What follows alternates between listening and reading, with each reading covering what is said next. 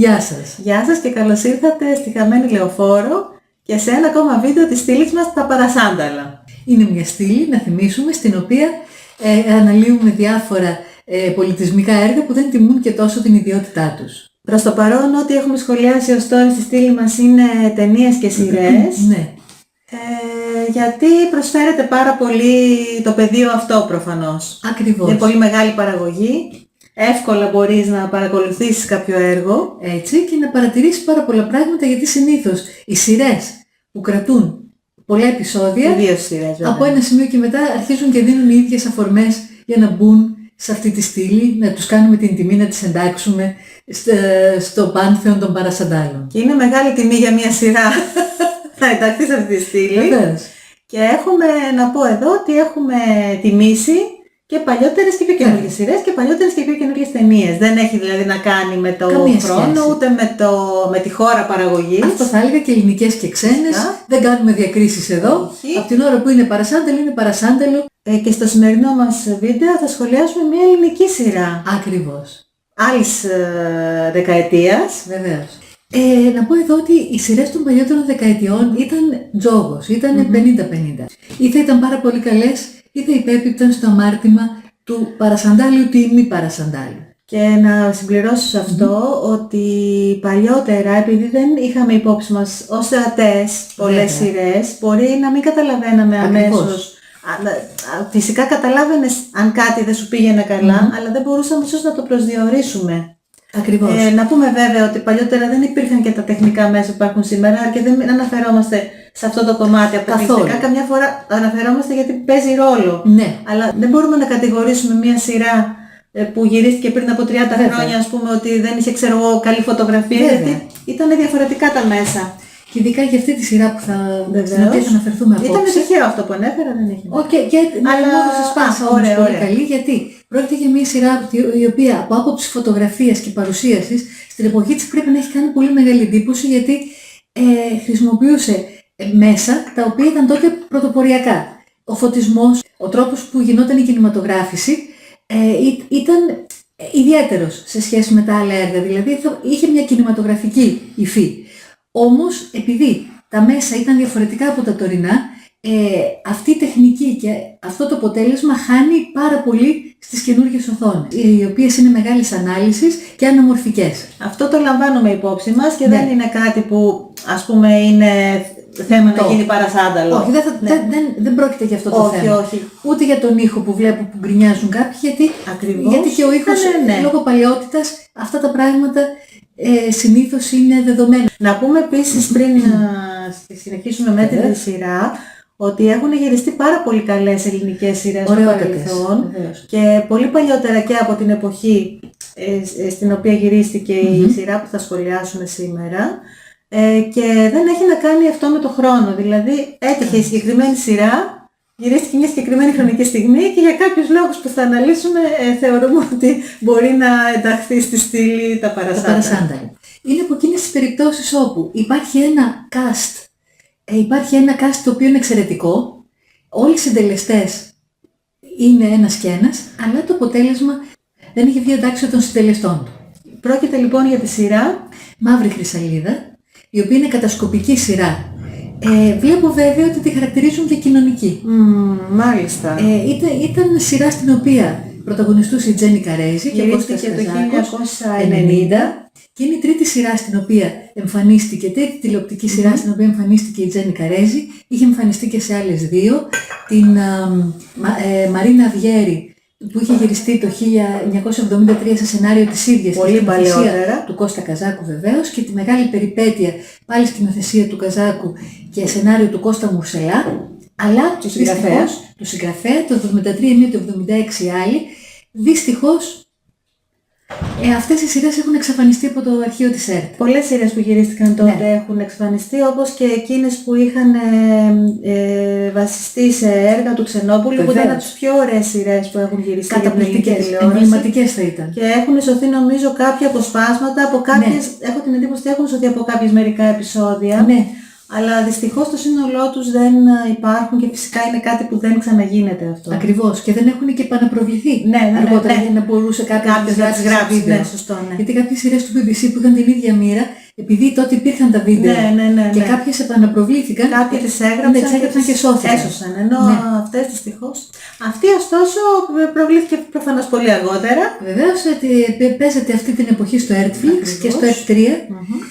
Και στο F3. Λοιπόν, η σειρά αυτή έχει 12 επεισόδια, έχει γυριστεί το 90 όπως είπε η Βερίνα. Είναι η σκηνοθεσία του Πολ Σκλάβου, ενός πολύ γνωστού και καταξιωμένου Έλληνα σκηνοθέτη. Το σενάριο είναι της Ηρώς Μάνεση. Είναι πρωτότυπο σενάριο, δεν βασίζεται σε κάποιο βιβλίο. Όχι, είναι πρωτότυπο σενάριο και επίσης να πω ότι εδώ δεν βρήκα κανένα άλλο σενάριο της ανερογράφου αυτής. Μάλιστα. Παίζει να είναι το πρώτο και μόνο της. Προβλήθηκε από την ΕΡΤ πρώτη φορά, το κρατικό κανάλι, και επίσης ήταν παραγωγή της Πάντας TV. Μάλιστα. Ο Ιωάννης Πάντας ήταν παραγωγός τηλεοπτικός και η παραγωγή της σειράς είναι δική του. Αναφέρεται λοιπόν η σειρά στην εποχή της γερμανικής κατοχής, ξεκινώντας από το 39 νομίζω. Από το 39 είναι πριν εκείνη την περίοδο, εν πάση περιπτώσει. Ναι, στις αρχές του Δεύτερου Παγκοσμίου Πολέμου, όταν προετοιμάζονταν οι Γερμανοί για να εισβάλλουν στην Ελλάδα. Εκεί, αυτό είναι το πλαίσιο. Και η ηρωίδα είναι μια Ελληνίδα, ευκατάστατη, από καλή οικογένεια, η Ναταλία Βασιλείου, το πατρικό της.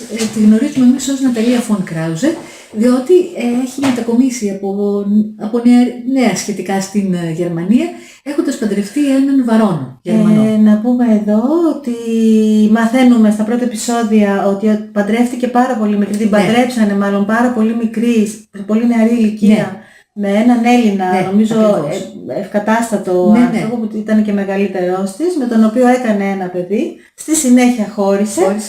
Και νομίζω χώρισε, δεν χείρεψε. Όχι, χώρισε. Και πήγε στη Γερμανία που παντρεύτηκε τον Βαρόνο και έκανε άλλον ένα γιο μαζί του. Ακριβώς. Αυτά είχαν συμβεί πριν. Από την εποχή. Ναι. Έχουμε λοιπόν, έχει ένα γιο τον Δημήτρη και άλλον ένα γιο τον Βέρνερ. Ο ένας είναι μεγαλωμένος στην Ελλάδα με τους παππούδες του, με την γιαγιά του και τους θείους του. Τη θεία και τη γιαγιά, και τη γιαγιά του. Η γιαγιά του είναι η Αλέκα Κατσέλη. Η θεία του είναι ο Τίμος Περλέγκας και η Έφη Ροδίτη. Είναι η αδερφή της Ναταλίας, η θεία, και ο άντρας της. Ναι, η κόρη τους είναι η Βάσια Παναγοπούλου των θείων, ξαδέρφη του Δημήτρη. Ο θείος του Δημήτρη είναι άνθρωπος πολύ προοδευτικός και μορφωμένος. Καθηγητής και είναι μοιημένος στην ελληνική αντίσταση και από εκεί μοιούνται και τα παιδιά. Η κόρη του, ο γιος του και ο ανιψιός του, ο Δημήτρης. Οπότε ήδη έχουμε μία πρώτη, ας πούμε, προεικόνηση για το τι θα αφορά το θέμα. Δεδομένου ότι η Ναταλία είχε ζήσει στη Γερμανία. Ακριβώς. Και όχι μόνο. Όχι μόνο. Είναι μέλος της γερμανικής κατασκοπίας. Ταυτόχρονα όμως είναι και μέλος της ελληνικής αντίστασης. Δεν είναι spoiler αυτό, γιατί είναι κάτι που το μαθαίνουμε στα πρώτα επεισόδια. Το ξέρουμε. Ναι, στην αρχή όχι, αλλά το αντιλαμβανόμαστε και το μαθαίνουμε, επιβεβαιώνεται πολύ σύντομα. Πολύ σύντομα και είναι στοιχείο το οποίο πρέπει να πούμε, γιατί φυσικά να αναφερθούμε και στα επόμενα στοιχεία της σειράς πάνω σε αυτό.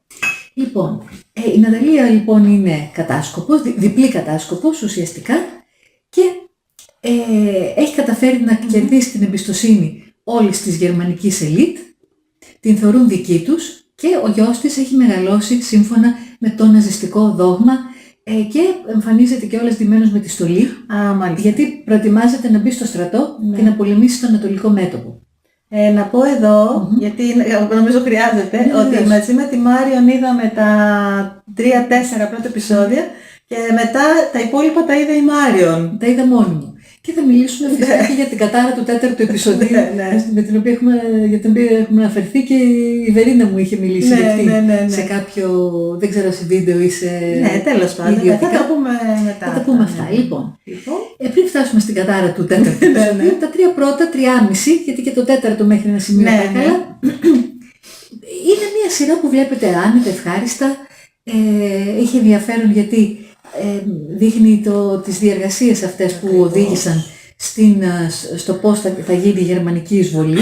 Ναι, και επίσης βλέπουμε και την Αταλία που έχει μια περίεργη στάση στην αρχή, γιατί στην αρχή δεν ξέρουμε ότι είναι διπλή κατάσκοπος και ότι την αντιμετωπίζουν με δυσπιστία οι δικοί της εδώ. Όχι όλοι, αλλά δεν ξέρει κανένας από τους δικούς της ότι είναι στην αντίσταση. Και ο γιος της που είναι εδώ, ο Δημήτρης, δεν θέλει ούτε να τη βλέπει. Ναι, δεν την μισεί. Την έχει αποκηρύξει. Ναι, τη θεωρεί το σύλλογο. Ναι. Και αυτό είναι ένας από τους καημούς της, ας πούμε. Το οποίο παίζει ρόλο και σε κάτι άλλο που θα θίξω αργότερα. Η Ναταλία λοιπόν στέλνεται στην Ελλάδα για να υποκλέψει κάποια μικροφίλμ, τα οποία αφορούν τις κινήσεις του Υπουργείου Άμυνας της Ελλάδας. Για να τα παραδώσει φυσικά στην Abwehr, τη γερμανική μυστική υπηρεσία. Εδώ που πέρα τώρα, η Abwehr ήταν μια αυστηρότατη κατασκοπική υπηρεσία με ένας κλάδος κατασκόπων, η οποία εκπαίδευε με πολύ σκληρό τρόπο τους πράκτορές της. Οπότε η Ναταλία, υποθέτουμε, εφόσον είναι από τα ελίτ στελέχη της Abwehr, θα έπρεπε κανονικά να έχει αυτή την εκπαίδευση. Βέβαια, ναι. Βλέπουμε όμως μια Ναταλία η οποία δεν μπορεί να κρατήσει μυστικό που δεν ξέρω τι. Ό,τι της λένε αμέσως αντιδρά πολύ έντονα συναισθηματικά, με αποτέλεσμα να αρχίσουν να την υποψιάζονται γύρω της. Να σε διακόψω, χωρίς αυτό να είναι ας πούμε μέρος του ρόλου, του σεναρίου, δηλαδή ότι πρέπει να φανεί. Ναι, δηλαδή δεν έχει συνειδητοποιήσει ούτε σεναριογράφος. Ναι, τι είναι ακριβώς κατάσκοπος εκείνης της περίοδου και της Γερμανίας. Και φυσικά επειδή το σενάριο είναι έτσι και ο σκηνοθέτης δεν της έχει δώσει της Τζένις Καρέζη, η οποία είναι μια πολύ καλή ηθοποιός, κωμικός, εξαιρετική. Η κωμική της ρόλη είναι άφταστη πραγματικά.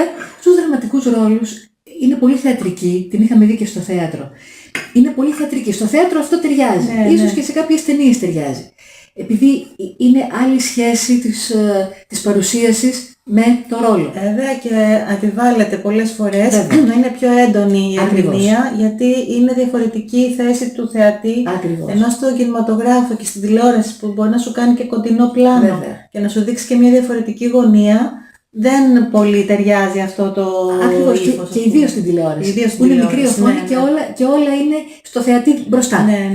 Λοιπόν, δεν της είπε κανένας ότι παίζεις ρόλο μέσα στο ρόλο. Ναι. Μπράβο, ουσιαστικά ήταν διπλό ρόλο μέσα στο ρόλο. Τριπλό ρόλο, γιατί ήταν και διπλή κατάσταση. Αυτό. Ναι. Διπλό ρόλο μέσα στο ρόλο. Τριπλό με το δικό της τον... Ακριβώς. Δεν της το είπε κανείς αυτό. Οπότε εκείνη νομίζω ότι είναι μια γυναίκα διχασμένη ανάμεσα σε 2, 3, 4, 5 καθήκοντα και δείχνει το δράμα της. Ένας κατάσκοπος δεν δείχνει ποτέ το δράμα του. Όσο δράμα και να έχει δεν το δείχνει. Δεν πάνε χτυπιέται το κόσμος, δεν θα το δείξει. Όχι. Γιατί αυτή είναι η δουλειά του. Φυσικά, ναι, αλλιώς θα παίρνει οποιονδήποτε άλλο άνθρωπο να διεκπεραιώσει μια αποστολή. Ακριβώς.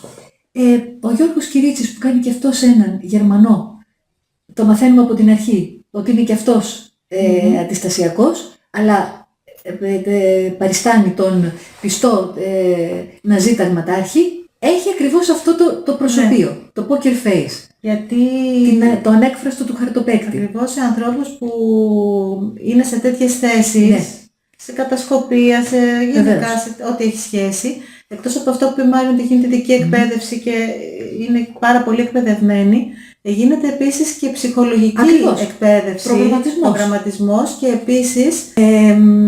επίσης γίνεται και σε κάποιες ίσως ακραίες περιπτώσεις, ανάλογα με το για που προετοιμάζεται ο καθένας. Προσομοίωση. Ναι, προσομοίωση και επίσης και εκπαίδευση σε σωματικές συνθήκες. Είναι κομμάτι.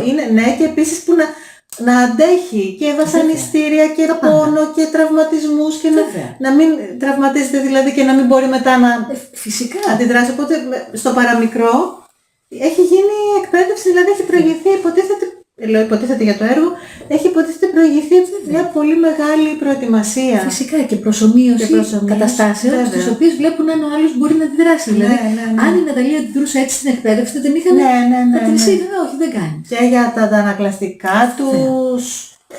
Να μην την πατήσουν σε ερωτήσεις παγίδες. Και να είναι έτοιμοι να πάσα στιγμή να κάνουν το πιο δραστικό αυτό που μπορούν να κάνουν, είτε στους άλλους είτε στον εαυτό τους αν χρειαστεί. Και στην οικογένειά τους αν χρειαστεί. Είναι άνθρωποι που εκπαιδεύονται για να είναι μηχανές. Δεν μπορεί δηλαδή ένας κατάσκοπος και ελίτ κατάσκοπος να έχει τέτοιου είδους έντονο συναισθηματισμό που να τον δείχνει. Μπορεί να νιώθει, μπορεί να θέλει. Ναι, φυσικά, αλλά, και όταν είναι μόνος του, ας πούμε. Αλλά να μην το δείχνει. Δεν μπορείς να το δείχνεις και γι' αυτό κιόλας τους εκπαιδεύουν να μην μιλάνε πολύ. Γιατί όταν μιλάς πολύ θα σου πει και κάτι που δεν πρέπει. Αυτή η καταπληκτική υπερκατάσκοπος στέλνεται στην Ελλάδα για να υποκλέψει τα μικροφίλμ, συναντιέται με την αντίσταση και παίρνει τα μικροφίλμ. Ταυτόχρονα τα μικροφίλμ παραδίδονται στο Γερμανικό Υπουργείο Πολέμου και στα χέρια των αντιστασιακών των Ελλήνων.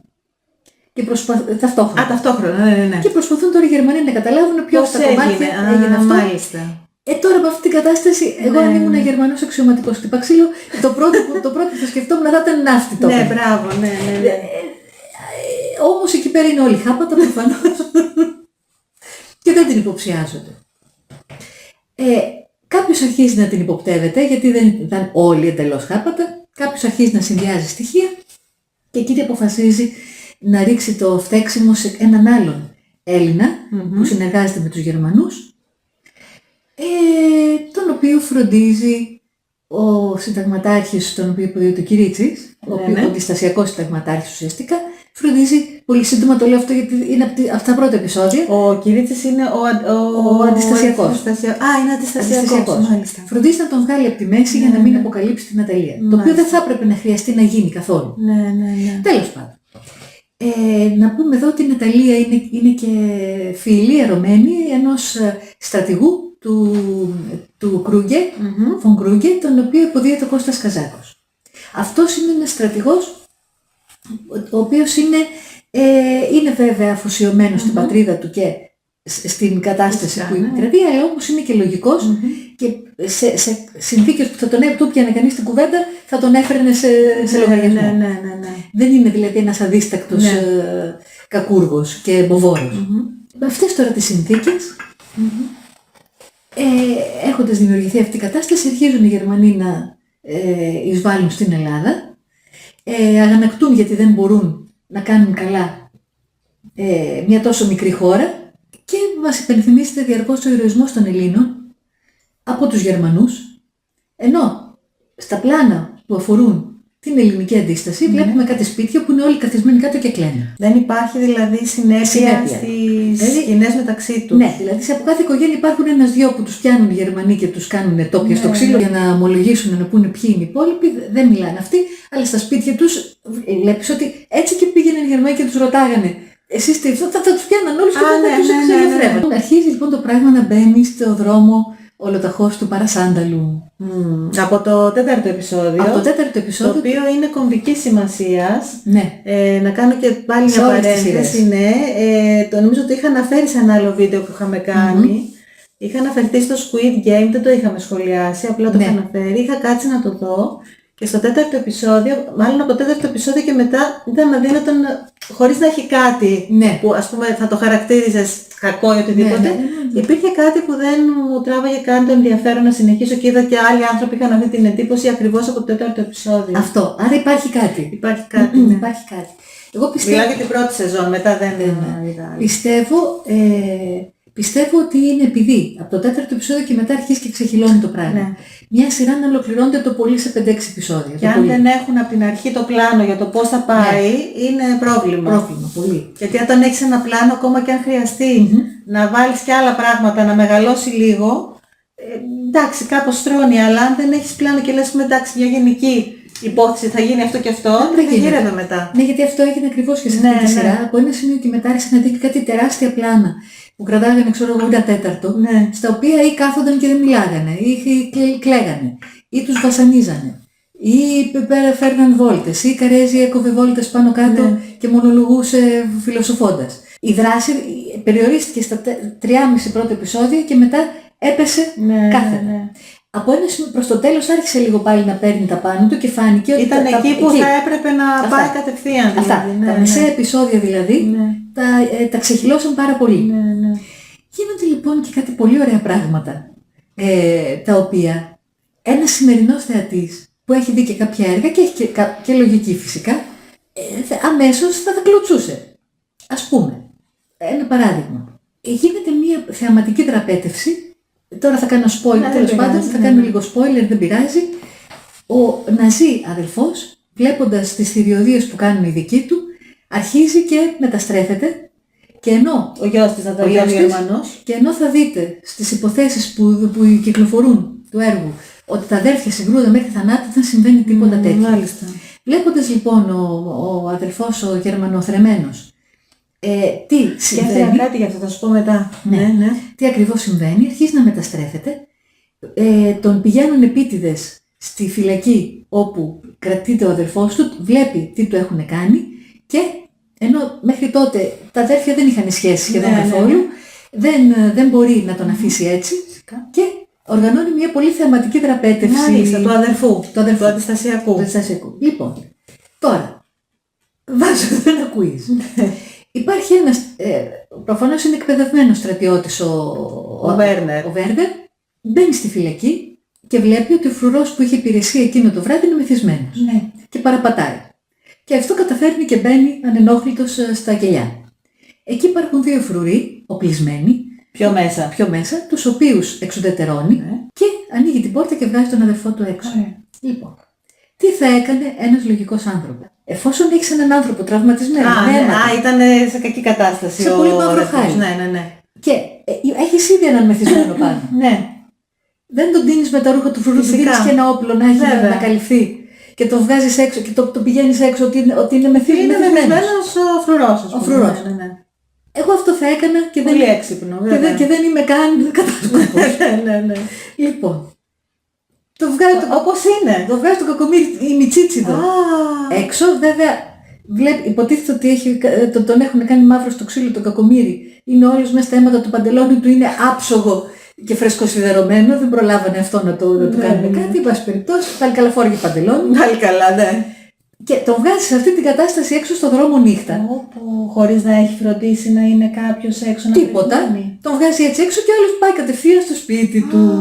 Τώρα με γερμανικές περιπόλους να κυκλοφορούν. Δηλαδή, εγώ θα τον πήγαινα στο σπίτι. Συγγνώμη, η απόδραση αυτή ήταν σχέδιο ή ήταν αυθόρμητη? Όχι, ήταν αυθόρμητη. Ήταν αυθόρμητη. Αλλά μπορούσε αυτός, ας πούμε, τις διασυνδέσεις που είχε, μπορούσε κάτι να ψηλοοργανώσει. Καταρχάς αυτό που λες ήταν το πιο απλό που μπορούσε να κάνει. Ακόμα και να μην το είχε οργανώσει, να μην ήθελε να μπλέξει άλλους.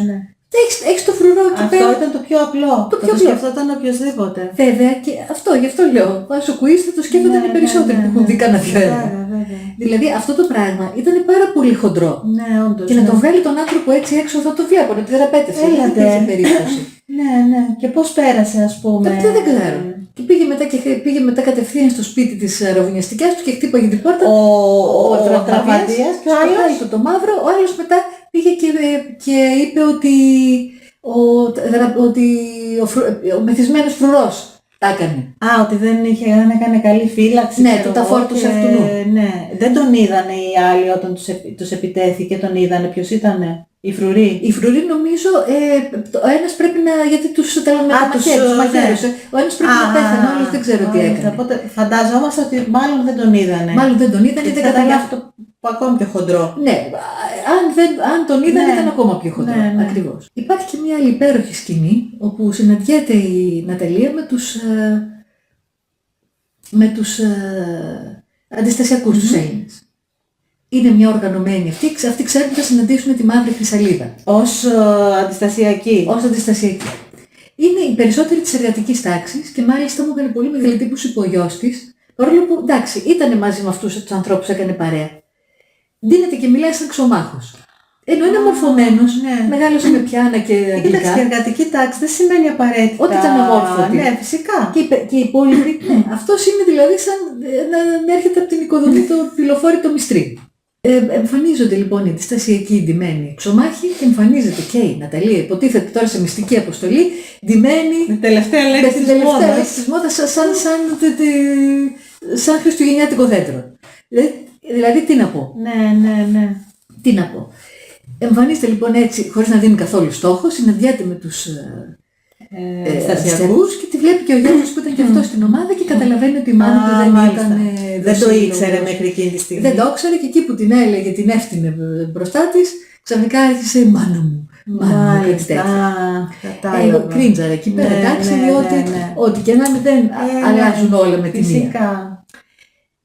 Ένα άλλο επίσης είναι ότι βρέθηκε ο γιος της Ναταλίας τώρα, ο Βέρνερ που ήταν στην Ελλάδα, επισκέφθηκε τη γιαγιά του, η οποία παρόλο που αυτός ήταν ντυμένος με τη στολή του Γερμανού, αυτό το αγαπούσε το παιδί γιατί ήταν και αυτό εγγόνι της, αυτό δεν έχει κάνει και τίποτα. Όχι, ναι. Και αυτή η γιαγιά είχε ένα άλμπουμ της Ναταλίας όταν ήταν μικρή που κόλλαγε μέσα φωτογραφίες, δεν ξέρω, και το έγραφε πάνω Χρυσαλίδα.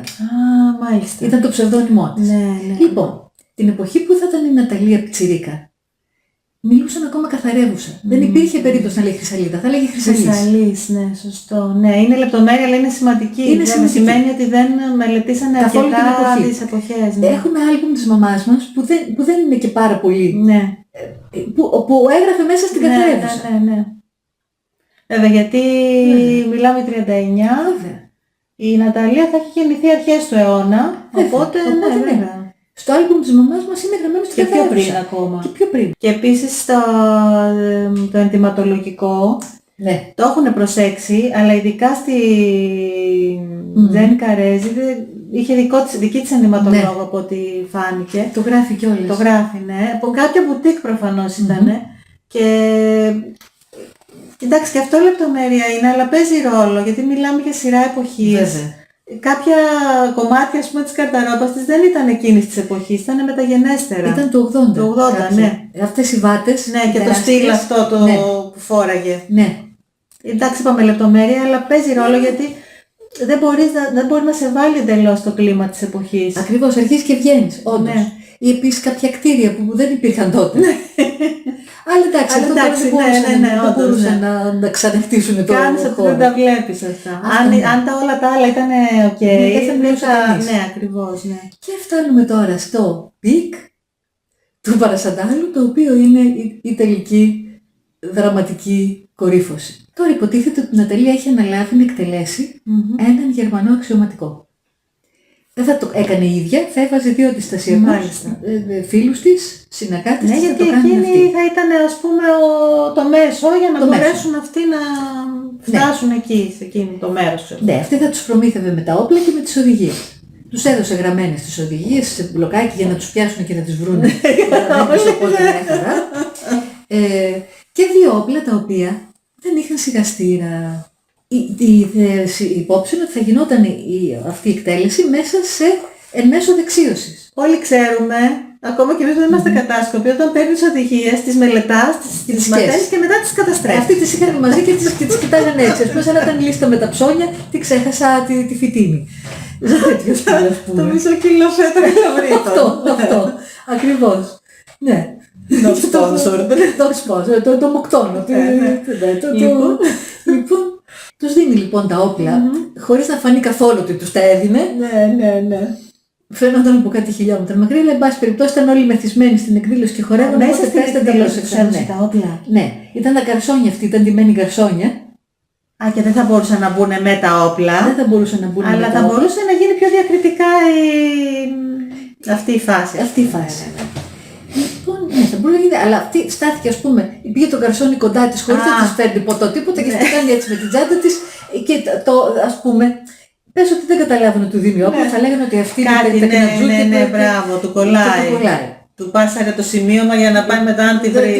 Ένα τέτοιο πράγμα. Και εν πάση περιπτώσει θα ήταν ύποπτο. Θα ήταν ύποπτο, τέλος πάντων η Ναταλία απομονώνει τον στόχο, να τον πάει σε ένα δωμάτιο για να είναι πιο μακριά από τους άλλους, να του παίξει πιάνο γιατί ήταν και καταπληκτική πιανίστρια και αυτόν του άρεσε το πιάνο και κάθεται αυτός σε μια πολυθρόνα εκστασιασμένος να ακούει και αυτή έπαιζε. Μπαίνει τώρα τον καρσόνι που θα έκανε την εκτέλεση και καλά και να τους φέρει τα ποτά. Έχεις τον Γερμανό στην πολυθρόνα εκστασιασμένο έτοιμο να κοιμηθεί. Και αντί να πας ωραία να κάνεις τη δουλειά σου, του πας το ποτό του πας την πετσέτα του πας το αυτό, του πας το κουλούρι, του πας το και το άλλο. Σου λέει αυτός φύγε εσύ, όχι επιμένεις εκεί μπροστά να τον ξυλώσεις. Οπότε όταν πήγε ο άλλος να τον πυροβολήσει, ο Γερμανός κουνήθηκε, πήγε αλλού. Πήρε ο άλλος είδηση, βγάζει το όπλο του και όπως ήταν αυτός άρχισε να πυροβολεί γύρω-γύρω, τρώει μία η Ναταλία, τρώει μία ο επίδοξος δολοφόνος, τρώνε όλοι τις σφαίρες και γίνεται εκεί πέρα ένα μακελιό και τέλος πάντων λέει μέσα, λένε υποθέσεις ότι εκτελέστηκε η Ναταλία από τις διανομικές υπηρεσίες, όχι, εκτελέστηκε κατά λάθος από χαζομάρα. Αυτό. Ήθελα να πω πριν που είπες για την υπόθεση, αυτή που γράφει μέσα, συγκεκριμένα λέει, και αυτό πάλι δεν είναι spoiler, γιατί είναι αυτό που θα δει κανείς όταν ψάξει για τη σειρά, ότι τα δύο αδέρφια συγκρούονται μέχρι θανάτου και ότι η Ναταλία εκτελείται από τη Γκεστάπο. Είναι πολύ πιθανό, το σκεφτόμουν τώρα που το είπες, να ήταν αυτή η αρχική υπόθεση και να την είχαν δώσει. Ή επίσης μπορεί αυτοί που το γράψανε μην είδαν καθόλου τη σειρά. Μπορεί και υποθέσανε. Είδανε μερικά επεισόδια, γιατί παιδιά δεν βλέπετε. Από το 4ο επεισόδιο και μετά δεν βλέπετε. Ακόμα και όταν δεν ήξερες αυτά τα πραγματολογικά που ξέραμε μετά, έβλεπες ότι κάπου χόλανε. Και έχω την εντύπωση όλα, δηλαδή ότι είδανε αυτοί που γράψανε την περίληψη, θα φαντάστηκαν.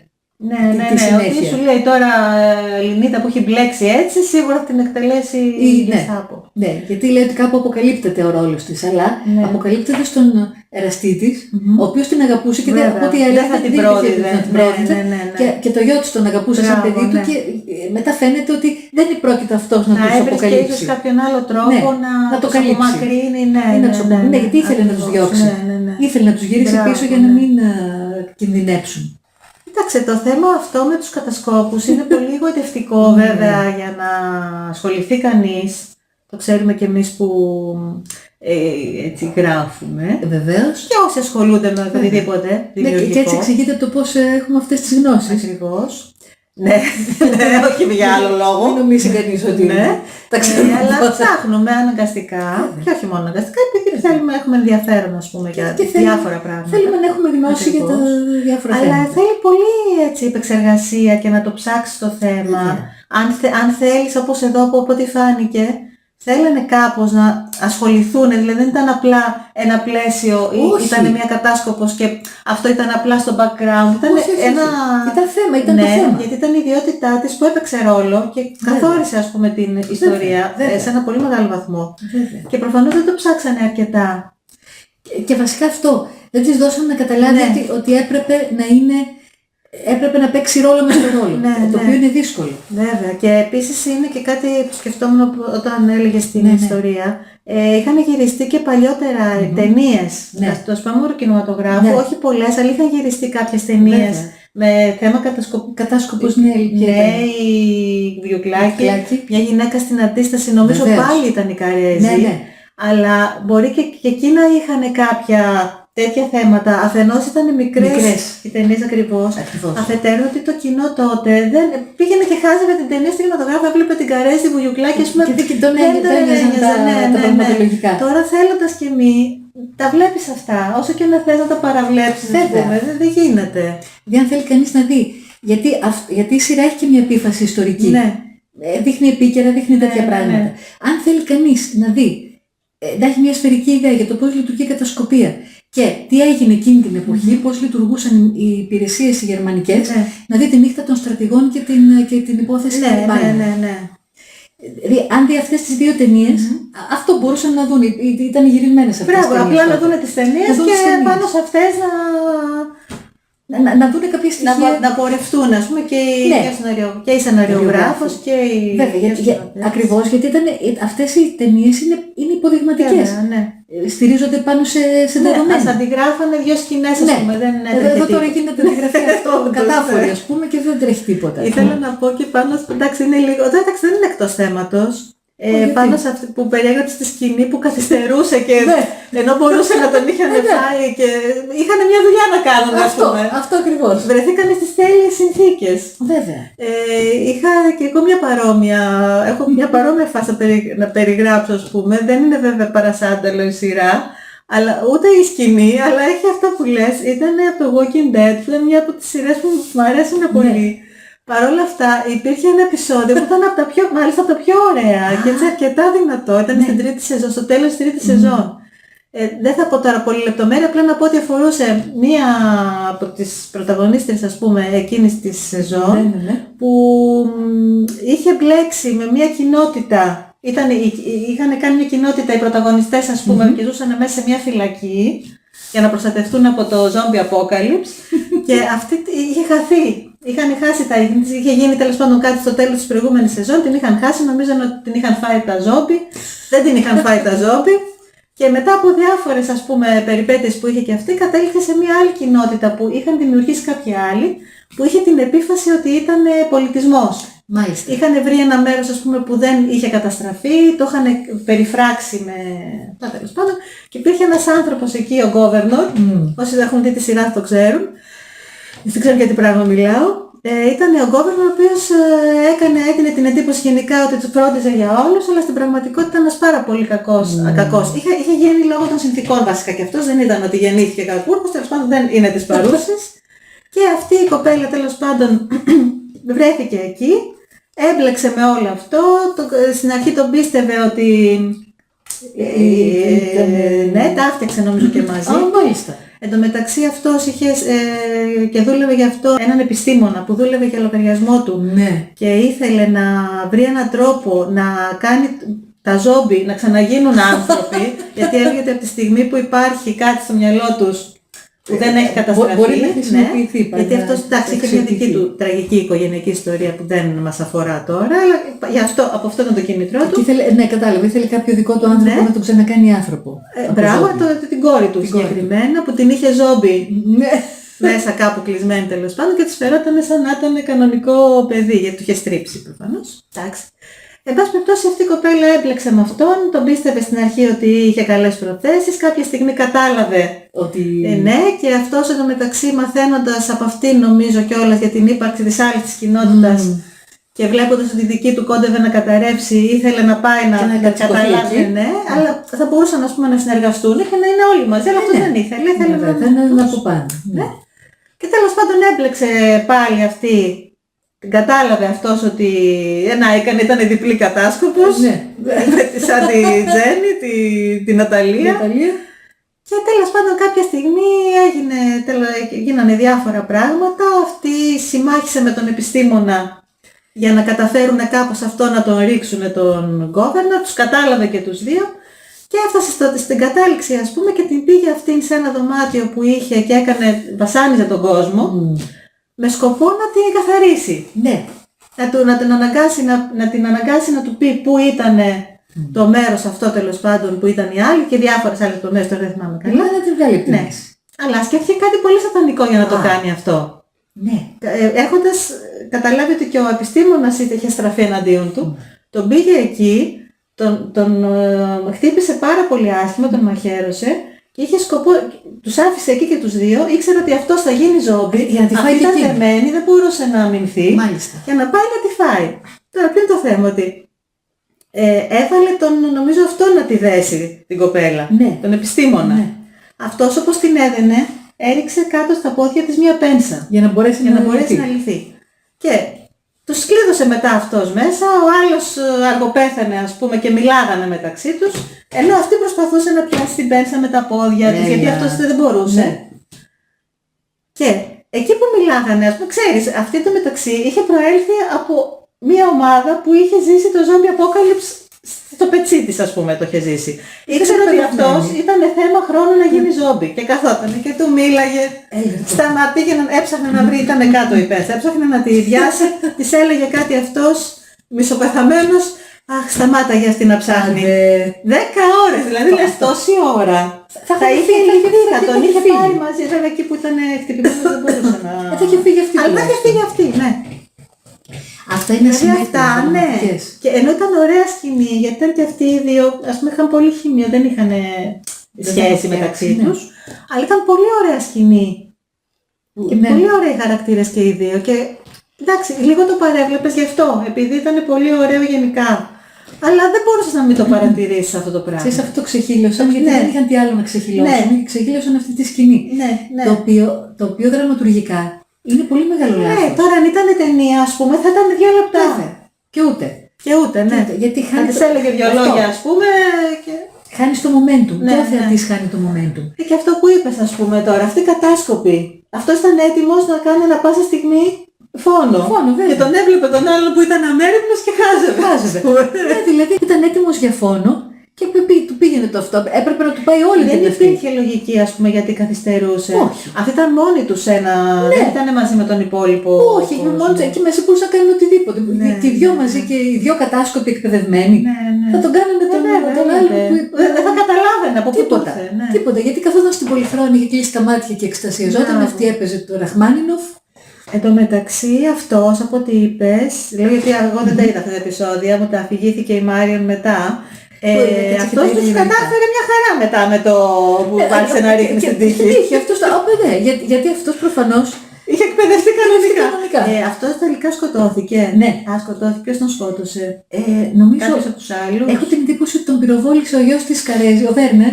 Άσχετα από αυτούς. Άσχετα, γιατί μπήκε μέσα. Είδε ότι πυροβολούσαν όλοι και έριξε και αυτός μία. Δηλαδή, αν αυτοί οι κατάσκοποι γλιτώσανε και επιζήσανε, όσοι γλιτώσανε, θα τους διώχνανε από την υπηρεσία. Θα τους καθαρίζανε. Θα τους στέλνανε στην Αργεντινή. Αυτό ακριβώς. Μάλιστα. Ήταν λίγο κατά τύχη όλο αυτό το τέλος. Άρχισαν όλοι και πυροβολούσαν εναντίον ολονών χωρίς να πετάνε. Και οι άλλοι απ' έξω στο χορό χορεύανε. Δεν άκουσα κανένας τίποτα, εντάξει, ακουγόταν μουσική. Επίσης, κάτι άλλο που το είπες, το σκέφτομαι. Όταν κανονίζεις να κάνεις κάτι τέτοιο σε χώρο που έχει κόσμο, επιλέγεις έναν τρόπο που δεν κάνει θόρυβο. Αυτό. Ή μαχαίρι. Δηλητήριο. Με τα ποτά. Μπράβο, που δεν θα παίρνει και κανένα είδηση, θα του βάζανε το δηλητήριο στο ποτό. Εγώ αυτό σκέφτηκα. Μπορεί να δρούσε μετά από 1 ώρα. Φυσικά, και δεν το πάρει κανείς. Ναι. Και δεν θα γύρευε τώρα ποιος του έβαλε το ποτό. Ακριβώς. Τότε που δεν είχε και κάμερες στους χώρους. Βέβαια. Ναι, έλατε, πώς το σκεφτήκανε άλλοι. Εγώ αυτό νόμιζα, δηλαδή με τα ποτάκια. Έλεγα ότι κάτι θα του έχει ρίξει μέσα. Ή τουλάχιστον να τον κοιμήσει. Υπήρχε κάποιος λόγος δηλαδή που επιλέξανε το όπλο, εξήγησε ας πούμε γιατί. Είπαν ότι έπρεπε να γίνει μια θεματική εκτέλεση, αλλά θα μπορούσε να γίνει και με το δηλητήριο. Δηλαδή θεματική, δηλαδή ότι θα το μάθαινε. Έτσι κι αλλιώς θα το μαθαίνω. Δηλαδή δεν είχε λογική αυτό. Βέβαια δεν είχε λογική. Εγώ περίμενα ότι θα του είχαν ρίξει το κανένα υπνοτικό τουλάχιστον να κοιμηθεί. Μπράβο, ναι. Και μετά να το φάνε. Ναι. Αυτοί ήταν ικανοί να μπερδέψουν και τα ποτά, άμα ήταν έτσι. Να το δώσουν στον ταψιό. Δηλαδή ήταν όλοι ατζαμείς και. Επίσης θα μπορούσε, τώρα που το σκέφτομαι, να είναι πολύ πιο απλό το σχέδιο. Ναι. Να έχουν βάλει το όπλο μέσα στο πιάνο και όπως θα ήταν αυτός εξτασιασμένος αυτή που έπαιζε, να γυρίσει και να το φάει. Ναι, χωρίς δηλαδή. Αυτή μπορούσε να το φάει και και πώς ήταν. Γιατί να δώσεις αυτούς τα όπλα. Ναι, ήταν περίπλοκο χωρίς λόγο. Ναι, γιατί ήθελε να δείξει οργάνωση σχεδίου. Ναι, αλλά και το απλό σχέδιο οργάνωση είναι. Δεν είναι πάντα εύκολο να σκεφτείς το απλό. Πιο δύσκολο είναι το απλό. Βέβαια. Πιο δύσκολο είναι το απλό. Δες πώς θα σκεφτήκαμε. Ναι, εμείς τους δώσαμε λύσεις. Θα κάνουμε για κατάσκοπη. Τώρα πώς ακούει πώς τη λένε πώς τη λένε αυτή η αίμα. Η δική μας. Όλες. Η M19. Ναι. Αυτά παρακολουθούν αυτοί, όσοι σε ενδιαφέρει τους παρακολουθούν. Να. Λοιπόν, ορίστε, ξέρουμε τόσα πράγματα ήδη χωρίς εκπαίδευση. Σκέψουμε εκπαίδευση έχει να γίνει. Θέλετε. Όχι ότι έχουμε κάποια όρεξη. Όχι, αλλά λέμε τώρα, έτσι, ένα ακόμα ταλέντο για το βιογραφικό μας. Έτσι, μία ακόμα προοπτική καριέρα. Η full else fails, έχουμε και αυτό. Παρεμπιπτόντως, όσοι γράφουν, οι συγγραφείς μπορούν να ακολουθήσουν πολλές καριέρες, γιατί αναγκαστικά μαθαίνουν πράγματα. Και αναγκάζει και να σκαρφιστείς πράγματα. Έτσι είναι. Και κάποια πράγματα είναι και κοινή λογική. Αλλά επίσης είναι και αυτό, ναι. Εμείς γενικά ας πούμε ψάχνουμε. Το οτιδήποτε που θα μας τραβήξει το ενδιαφέρον θα το ψάξουμε, θα το αφήσουμε. Μετά όταν ήμασταν πιο μικρές και δεν το υπερβάλλω, διαβάσαμε την εγκυκλοπαίδεια σαν βιβλίο, σαν ιστορία. Ναι, και το λέμε αυτό για να κάνουμε τον έξυπνο, αλλά μπορείς ας πούμε πάρα πολύ εύκολα και τώρα κιόλας που όλα είναι στο χέρι μας ουσιαστικά. Όπως θα λένε κυριολεκτικά αυτό και πολύ προσβάσιμη. Τότε βέβαια δεν είχαν, αλλά και τότε υπήρχαν πληροφορίες. Υπήρχε και κυκλοπαίδια. Κυκλοπαίδες, βιβλιοθήκες. Και αυτό που είπε η Μάριον, δηλαδή να δεις δύο ταινίες χαρακτηριστικές, αντιπροσωπευτικές του είδους, δεν θες τίποτα άλλο. Έχουμε μάθει τόσα πράγματα από τις ταινίες και τα video games και τα βιβλία. Λέω για τις ταινίες που είναι πιο εύκολο, ας πούμε. Για να αποτοξινωθώ από αυτό, γιατί μετά στο τέλος είχα πάθει ένα αυτό. Έκατσα και είδα τη νύχτα των στρατηγών, πραγματικά. Που είναι με τον Πίτερ O'Toole και τον Ομάρ Σαρίφ. Που μάλιστα ο Ομάρ Σαρίφ, αν και Αιγύπτιος, υποδίεται το Γερμανό εκεί. Και είναι πραγματικά μια υποδειγματική ταινία. Και σκέφτομαι τώρα ότι ήταν λίγο στη λογική, όπως είπα και πριν, για τις ταινίες της παλιές. Ήταν στη λογική αυτών των... Το κοινό της Καρέζη. Ναι, μπράβο. Θα βλέπει την Καρέζη στολισμένη, περιποιημένη, να κάνει, γιατί ήταν απαστράπτουσα πραγματικά. Δηλαδή, τι να πω, δεν χρειαζόταν φως στο δωμάτιο. Δεν θα μπορούσε να είναι κατάσκοπος εν αποστρατεία αυτή. Ναι, δηλαδή να είχε υπάρξει. Και να την συμβουλεύει τους χαδάκονες. Ναι, όντως. Γιατί οι κατάσκοπες μες στην καθημερινότητά τους είναι πολύ απλοί. Επιβάλλεται να είναι πολύ απλοί για να μην δίνουν στόχο. Έτσι, και επίσης να μην έχουν οικογενειακές υποχρεώσεις. Αυτή είχε μια ολόκληρη οικογένεια στην Ελλάδα και στην Γερμανία. Και έκλαιγε συνέχεια το παιδί μου το ένα, το παιδί μου το άλλο. Επαφή μαζί τους. Και για να μην τους θέτει σε κίνδυνο, αλλά και για πρακτικούς λόγους. Βέβαια. Και σε καμία περίπτωση να μην μαθαίνουν την κατασκοπική της ιδιότητα. Ακριβώς. Εκείνη πήγε να βλέπε τη μάνα της, έβλεπε τα αδέρφια της. Δεν έμενε βέβαια στο σπίτι, ευτυχώς το είχαν προσέξει αυτό. Έμενε, δεν ξέρω μετά. Στην αρχή έμενε στην πρεσβεία. Ναι, νομίζω και μετά. Αλλά είχε επαφές όμως.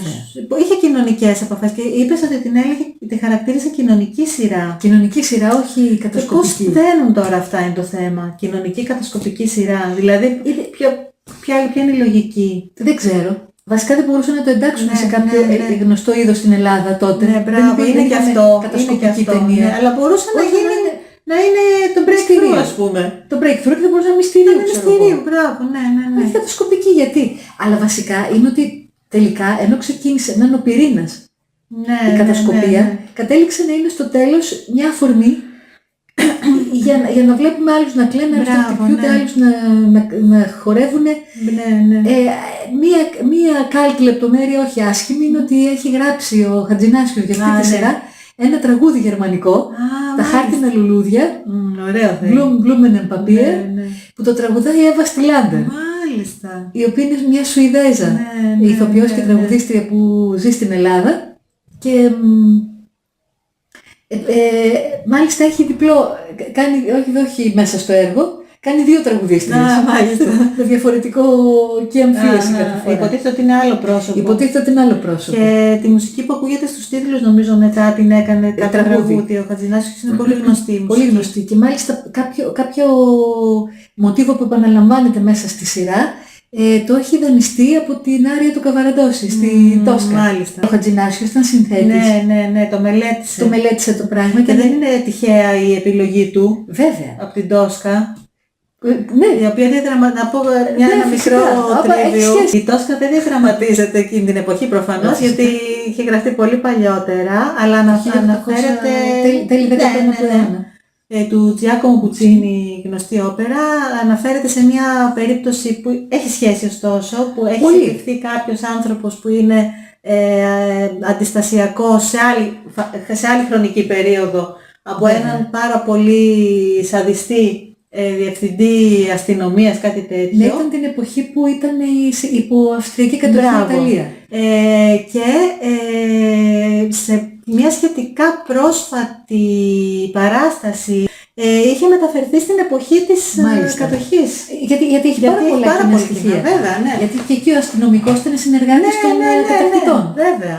Βέβαια. Και αυτό που ας πούμε είχε στοιχεία που μπορούσε να εκμεταλλευτεί. Αυτό με τον αξιωματικό που του άρεσε η κλασική μουσική. Βέβαια. Ήταν χαρακτηριστικό κάποιον. Ναι.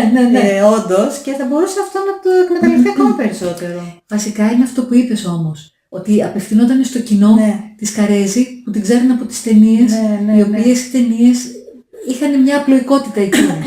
Γιατί όπως είπες δεν απευθύνονταν σε κοινό απαιτητικό. Απευθύνονταν στο πλατή κοινό, που πήγαινε απλώς και χάζανε. Και γι' αυτό δεν θέλαν να απομακρυνθούν και πολύ από εκεί. Και επίσης, μάλλον, κατά πάσα πιθανότητα. Σίγουρα σχεδόν. Σίγουρα, γιατί από τα επεισόδια που είδα μετά... Μια παροδία αυτής της σειράς είναι μια φάση, γιατί δεν είναι όλη η ταινία, από την ταινία «Το κλάμα βγήκε από τον παράδεισο», που είναι ένα flashback για κάποια από τα μέλη της οικογένειας, τέλος πάντων των ηρώων, που ήταν στην αντίσταση. Ναι. Και έχει μια φάση που είναι η Άννα Παναγιωτοπούλου, κάνει την κατάσκοπο, η οποία φέρνει κοινολόγια. Τζένι Καρέζη. Ναι. Και είναι κεντυμένη έτσι με τα σκούρα ρούχα. Και έχει εκεί, παρόλο που είναι κομμωδία, και είναι ας πούμε και τρολιά. Είναι πολύ πιο ας πούμε ακριβές σε σχέση με το τι θα μπορούσε να έχει συμβεί στην πραγματικότητα σε μια ανάλογη φάση, η οποία κάνει τη χορεύτρια σε ένα καμπαρέ όπου πηγαίνουν οι Γερμανοί, τη γλυκοκοιτάζει ένας, τον καταφέρνει αυτή, του κάθεται, τον παίρνει ο ύπνος και αμέσως αυτό σηκώνεται και δεν τον τρώει νομίζω αυτή, αλλά πηγαίνει και φωτογραφίζει κάποια στοιχεία. Μάλιστα. Αν δεν είναι το θυμάμαι τώρα.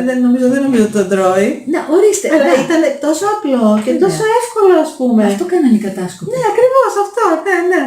Ο Ρέπος και ο Παπαθανασίου προφανώς μελετήσανε φυσικά, τα στοιχεία αυτά.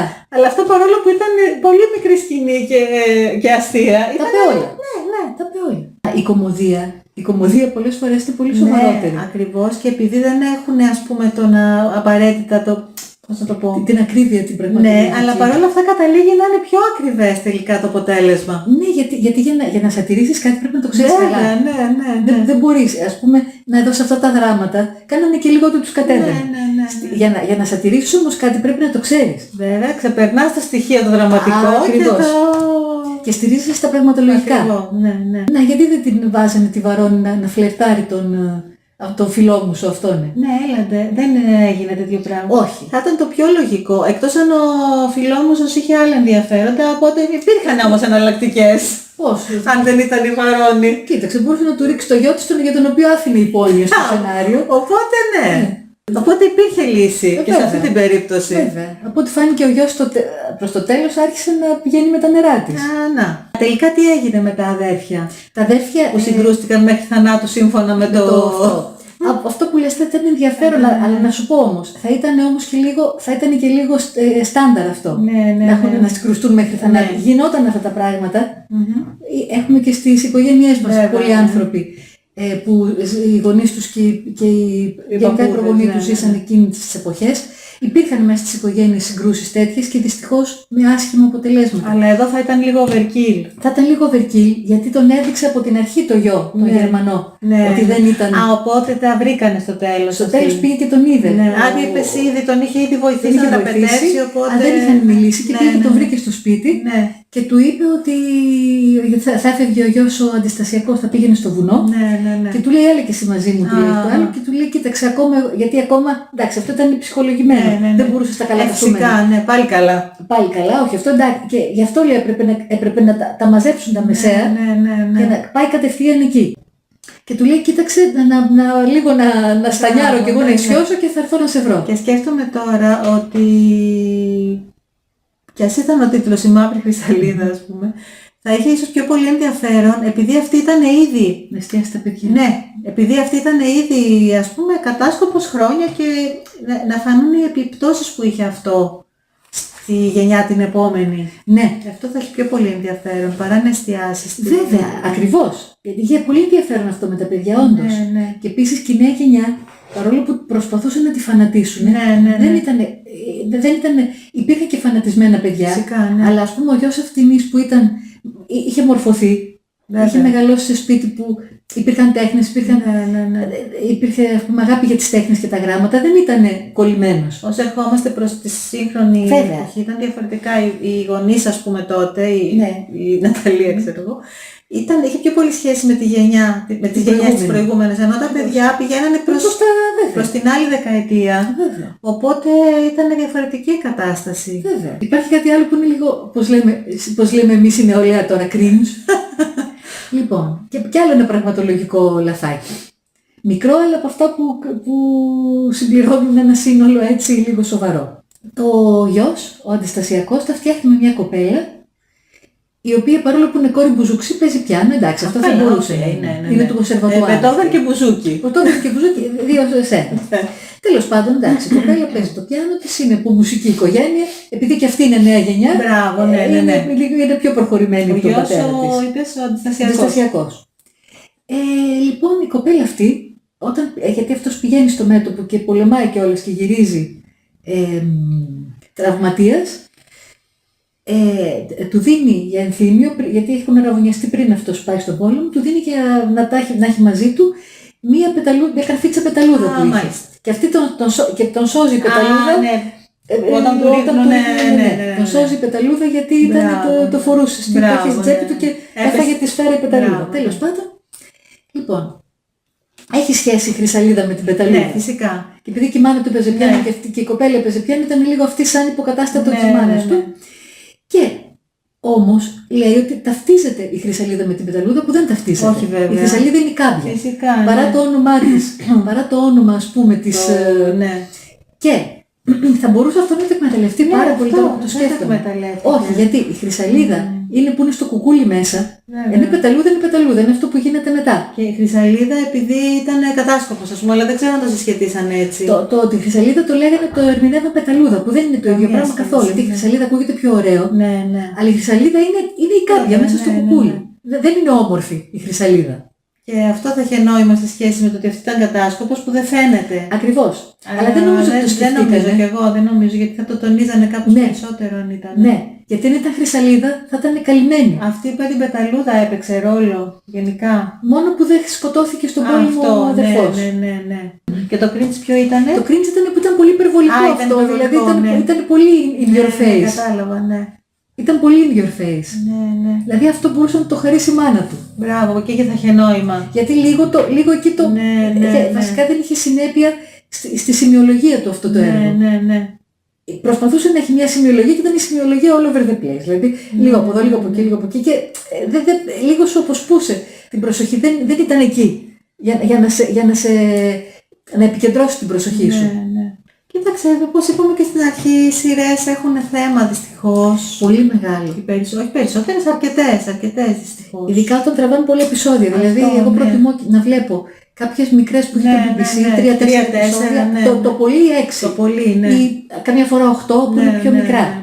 Που είναι 45 λεπτά. Αλλά αυτά κρατάγαν και 50 λεπτά. Ήταν μεγάλα. Ακριβώς, και ομολογώ τώρα ότι τα επεισόδια τα μεσαία, δηλαδή από το δεύτερο μισό του τέταρτου μέχρι τα δύο τελευταία, τα βλέπα όχι με το ζόρι.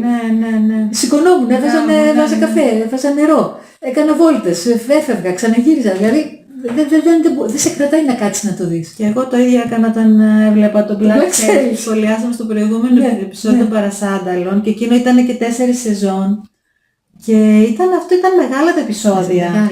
Βέβαια είχε πολλά πρόσωπα, αλλά μπορώ να σου πω ότι τα 2 τρίτα δεν χρειάζονταν. Αυτό. Ή δεν χρειάζονταν να έχουν τόσο πολλές σκηνές. Αυτό. Βέβαια, αν δεν είχαν τόσο πολλές σκηνές, θα ήταν και μικρότερη σειρά. Οπότε ήταν καλύτερα. Ναι, ακριβώς. Μα και σε αυτό το ίδιο. Από την άλλη, είχα σχολιάσει σε κάποιο άλλο επεισόδιο και το El Continental, μια ισπανική σειρά που ήταν 9 επεισόδια, νομίζω, και ήταν.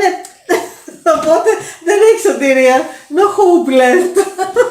Φυσικά είναι αυτό που έχουν μια καλή ιδέα και μετά δεν έχουν να την κάνουν. Ναι. Είπε τώρα όποιος το σκέφτηκε, δεν ξέρω αν ήταν τη σεναριογράφου ή κάποιου άλλου. Μια κατάσκοπος που είναι και Ινδογερμανό και των αντιστασιακών. Έχει ένα παιδί αντιστασιακό και ένα ναζί, τέλειο. Μετά όμως. Και δεν είναι ότι δεν δεν υπάρχουν άνθρωποι με ταλέντο, ας πούμε, ή οτιδήποτε, αλλά είναι αυτό ότι δεν το ψάχνουνε πολύ. Και ειδικά το ψάχνανε τότε. Τώρα ίσως το ψάχνουν περισσότερο. Ναι, κάπως περισσότερο. Τουλάχιστον κάπως περισσότερο. Και τώρα δεν δικαιολογούνται και να μην το ψάχνουν. Αλλά και αυτά. Ταινίες υπήρχαν. Δηλαδή ήθελες να γράψεις τα κατασκοπική σειρά. Πιο καλές ήταν οι αστυνομικές του Φόσκου. Ναι, βέβαια. Είχαν και τζερτζελέ. Που και αυτές είχαν κάποια πραγματολογικά. Ναι, πολύ χοντρά μερικά, αλλά ναι. Αλλά τουλάχιστον είχε μία συνέπεια σε αυτό που ήτανε. Ακριβώς. Και ήταν και λάτρης αυτός το ξένο πλευρών. Οπότε ήδη είχε μια βάση, γιατί είχε δει τουλάχιστον τις ταινίες. Είχε ένα reference. Ναι. Δηλαδή εντάξει, μπορεί το συνολικό να μην ήταν το εντελώς άρτιο, αλλά τουλάχιστον και φαινόταν ότι αυτό που το έκανε το αγαπούσε και το ευχαριστιόταν. Και επίσης είναι και κάτι άλλο που σκέφτομαι τώρα. Δεν είναι για τη σειρά αυτή αποκλειστικά, αλλά αφορά και αυτή σε έναν βαθμό. Κάτι που δεν ισχύει τώρα τόσο πολύ, ότι μέχρι μια εποχή γυρίζανε κυρίως τις σειρές και τις ταινίες, αλλά όπως είπαμε στις ταινίες, επειδή είναι σύντομες, δεν φαίνεται τόσο πολύ. Γυρίζαν τις σειρές πάνω σε κάποιους ηθοποιούς, ανεξάρτητα από το αν, δεν σου λέω τώρα ότι η Καρέζη θα είχε επιβάλει να είναι πάνω της, αλλά η εταιρεία παραγωγής, ας πούμε, θεωρούσε ότι επειδή είναι η Star, ξέρω εγώ, και δημοφιλής ηθοποιός, δημοφιλέστατη, ήταν πάνω τους, οπότε δίνανε όλο το βάρος στο πώς θα παρουσιαστεί η Star, αλλά δεν δίνανε τόση σημασία στα υπόλοιπα πράγματα.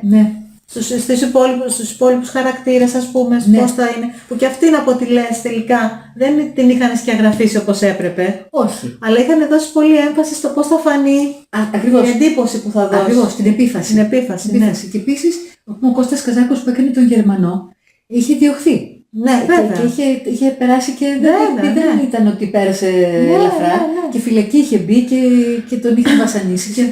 Και ακριβώς γι' αυτό, στο ρόλο, έδινε ένα βάρος. Δηλαδή είχε μπει στη λογική του αντίθετου. Ναι, ακριβώς. Και απ' την άλλη είχε βάλει και ανθρωπιά μέσα. Γιατί σκεφτόταν, ας πούμε, να μην τον δείξει το χαρακτήρα. Ακριβώς. Δηλαδή να μην τον δείξει εντελώς απάνθρωπο. Ο Καζάκος έχει μια βαρύτητα η οποία ταιριάζει σε αυτούς τους ρόλους. Πολύ. Η Καρέζη έχει διαφορετική. Όπως είπες, εξαιρετική κωμική ηθοποιός. Εξαιρετική. Στο δράμα βγάζει κάτι πολύ έντονο. Ναι. Όχι ότι δεν είναι καλή, αλλά λίγο το παρακάνει. Και το βαραίνει. Το βαραίνει υπερβολικά. Και πάει λίγο στο άλλο άκρο. Ναι. Ενώ, ας πούμε, η Λάσκαρη, για παράδειγμα, ήταν καλή και στην κωμωδία και στο δράμα, χωρίς να είναι, ας πούμε, υπερβολική σε κανένα από τα δύο. Ναι, ακριβώς αυτό. Ακριβώς. Η Καρέζη, να σου πω, η Καρέζη ήταν λίγο... Χωρίς να συγκρίνουμε, βέβαια, απλά το αναφέρω για τη διαφορά στη σχέση με τη δραματική ερμηνεία. Ναι, αυτό, η Καρέζη ήταν και ντίβα. Η Λάσκαρη δεν το έπαιζε ντίβα. Δεν το έπαιζε ντίβα, Δεν το έπαιζε ντίβα. Ήταν και φυσιογνωμίες βέβαια, παίζει ρόλο και αυτό. Βέβαια, και πιο νέα. Και πιο νέα και άλλα χαρακτηριστικά. Ναι. Αλλά είναι και όλο το, ας πούμε, η άβρα. Βέβαια. Ήταν πιο ευέλικτη η Λάσκαρη στο δράμα. Ναι. Που και εκείνη ήταν, νομίζω, πιο καλή στην κωμωδία. Ναι, της τέριαζε πολύ. Αλλά και στο δράμα ήταν καλή. Ναι, γιατί δεν έκανε υπερβολές. Δεν έκανε υπερβολές, συνεργαζόταν καλά με το σκηνοθέτη. Μπράβο, ναι. Ενώ οι ντίβες είχαν και τις απαιτήσεις τους. Όπως και η Βουγιουκλάκη ήταν πολύ καλή στο δράμα όταν ήθελε. Πολύ καλή. Αναφέρω συχνά μια ταινία τη Σοφερίνα που είναι καταπληκτική. Δεν είναι δραματική ταινία, είναι κωμική, αλλά υπάρχει μια σκηνή στο δικαστήριο που πραγματικά είναι καταπληκτική εκεί η Βουγιουκλάκη. Πραγματικά. Ξεχνάει ότι είναι η Βουγιουκλάκη ως ένα βαθμό. Ναι, αυτό την Βουγιουκλάκη, αυτό την χαντάκωσε. Το ότι δεν μπορούσε να ξεφύγει από την περσόνα που είχε φτιάξει. Και έπαιζε η περσόνα, δεν έπαιζε εκείνη. Επίσης ήταν πολύ καλή στο Φιλιμένα Μαρτουράνη. Ναι, στο θέατρο. Καταπληκτική. Και σε μια ταινία που εντάξει ήταν λίγο περίεργη, δεν είναι για όλα τα γούστα. Πώς τη λέγανε, δεν θυμάμαι. Που έκανε μια κοπέλα που γύριζε με ένα σκυλάκι και... Με τον τυφλό. Με τον τυφλό, ναι. Ήταν λίγο περίεργη η ταινία. Έχω δει έτσι, είναι λίγο controversial γενικά. Αλλά ήταν πολύ καλή και εκεί. Ήταν καταπληκτική εκεί. Ναι. Όταν ήθελε ήταν καταπληκτική ηθοποιός. Η Καρέζη είναι άφταστη στην κωμωδία. Ναι. Άφταστη. Γιατί έχει αυτό το βαρύ που έχει πάει στην κωμωδία. Είναι και χαριτωμένη, είναι και λίγο μπόγιας. Ναι, ακριβώς. Επίτηδες. Ακριβώς. Και αυτό της ταιριάζει πάρα πολύ. Ναι. Και βλέπεις μια πολύ όμορφη κοπέλα που είναι λίγο μπουταλάζει. Πάει να μιλήσει και είναι όμως. Ναι, και χωρίς να το θέλει έφτιαξε μανιέρα εκεί. Ναι. Κάπου είχα δει, δεν ξέρω αν ισχύει βέβαια, ότι μετά που γνώρισα τον Καζάκο το γύρισα στο δράμα και αυτός επέμενε να παίζουν πιο πολύ σε δραματικές ταινίες. Γιατί του ταιριάζανε αυτό. Ναι. Τώρα δεν ξέρω αν ισχύει, αλλά είναι πολύ καλός ο Καζάκος. Πολύ καλός ο Καζάκος. Υπάρχουν, ας πούμε, ηθοποιοί που είναι πολύ καλοί στο δράμα και η κωμωδία δεν τους βγαίνει με τίποτα. Και τους βλέπεις, ας πούμε, να προσπαθούν να παίξουν ένα κωμικό ρόλο, δίνουν όλο τους το γυμνίσμα, αλλά δεν τους βγαίνει. Και είναι και κάποιοι που είναι καλοί και στα δύο, όπως αναφέραμε. Και επίσης ένα χαρακτηριστικό παράδειγμα είναι και ο Κάρι Γκραντ. Που ήταν και στο δράμα και στην κωμωδία πάρα πολύ καλός. Βέβαια, που ήταν και, επειδή ήταν και ωραίος. Ναι. Όμως δεν φοβότανε, παρόλο που ήταν ωραίος, δεν φοβότανε την κωμωδία. Και ρεζίλη να γίνει ναι, ακριβώς. Και ήταν επίσης, έπαιξε ρόλο, πιστεύω τώρα που σκέφτομαι, ειδικά για τους Έλληνες ηθοποιούς, ότι είχαν τυποποιηθεί αυτό που είπες, είχαν τυποποιηθεί. Σκεφτόμουν τώρα τον Βουτσά για παράδειγμα, ο οποίος δεν είχε παίξει δραματικούς ρόλους και θα ήταν καλός στο δράμα. Πολύ καλός. Ήταν βέβαια πολύ καλός και στην κομμωδία, ήταν εξαιρετικός. Εξαιρετικός. Αλλά δεν νομίζω να έχει παίξει σε δραματικό ρόλο, καθαρά δραματικό ρόλο. Όχι, αλλά στις σκηνές των ρόλων του, ναι. Είναι να βγάλει δράμα, είναι απίθανος. Ναι. Ο Ηλιόπουλος, νομίζω ο Ηλιόπουλος έχει παίξει όμως και σε δραματικές ταινίες, ναι. Ο Δράκος, ναι, βέβαια. Ο Ηλιόπουλος ήταν και ευέλικτος. Ναι. Ήταν πολύ ευέλικτος ηθοποιός. Και παρόλο που είχε αυτή τη φάτσα η οποία ήταν λίγο σαν το Χάρολντ Λόιντ. Ναι. Είχε αυτό το πρόσωπο που ήταν πολύ χαρακτηριστικό. Η ευελιξία του φαινόταν στο παίξιμό του. Έχουν ενδιαφέρον όλα αυτά. Πολύ, και είναι και πολύ έτσι, εγωιτευτικό αυτό όλο να δεις και πώς ο κάθε ένας ερμηνεύει, πώς ενδύεται το ρόλο για να τον υποδηθεί. Βέβαια. Ένα πρόβλημα των σειρών των ελληνικών και άλλων, αλλά κυρίως και από άλλες χώρες, αλλά κυρίως των ελληνικών, είναι ότι όταν είναι δραματικές, χάνουν το ρυθμό τους. Ναι. Ενώ οι κωμικές δεν τον χάνουν. Είναι Όντως, ναι. Μια επιτυχία κυρίως των αμερικάνικων ταινιών και σειρών είναι ότι δεν χάνουν το ρυθμό. Όντως. Είναι ο ίδιος ρυθμός. Ναι. Είναι, δηλαδή δεν ξεχωρίζει αν είναι κομμωδία ή δράμα, θα έχει τον ίδιο ρυθμό. Ναι. Εδώ για να δείξουν τη δραματικότητα θα σου τραβήξει αυτό, το πλάνο. Ναι. Μια ώρα. Έχει λίγο παρεξηγηθεί αυτό. Ναι, αυτό. Δεν είναι απαραίτητο να είναι. Ίσα-ίσα από πολλές φορές από την καταιγιστική δράση βγαίνει και δραματική σκηνή. Βέβαια. Μια ειδική μνήμα για τους ηθοποιούς στη σειρά αυτή που έπαιζαν τους Γερμανούς. Ήταν όλοι καταπληκτικοί και οι ρόλοι τους ήταν πιο συνεπείς. Επειδή στηρίζονταν προφανώς σε γεγονότα, στηρίζονταν σε στοιχεία. Ναι. Δεν είχαν μια ρομαντική, δεν ήταν romanticized. Αυτό. Ας πούμε δεν τους είχαν εξειδανικεύσει. Όπως ήταν εξειδανικευμένη και η Κατάσκοπος. Και η Κατάσκοπος, που δεν είναι καθόλου. Φυσικά, ναι. Να, όπως την έλεγε Πεταλούδα, ενώ η Χρυσαλίδα είναι κάποια. Ναι. Ας πούμε ο Κυρίτσης και ο γιος της, που έκανε το γιο της, ο Χαμπάνης Χατζηδάκης, είχαν αυτό το poker face. Μπράβο, ναι. Που ήταν καταπληκτική. Που έτσι έπρεπε να είναι και αυτή. Και αυτή. Και ο γιος της ο Βέρνερ, που ήταν και πολύ μικρός τότε, ήταν όλοι πολύ νεαροί και ένας Μανθόπουλος. Ήταν πολύ νεαρός. Ήταν πολύ νεαροί αυτοί οι ηθοποιοί.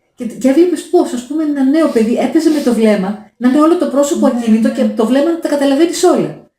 Δηλαδή έκανε τα μάτια έτσι και καταλάβαινες ότι κάτι, ας πούμε, καταλάβαινες τι σκέφτεται, καταλάβαινες τι αισθάνεται.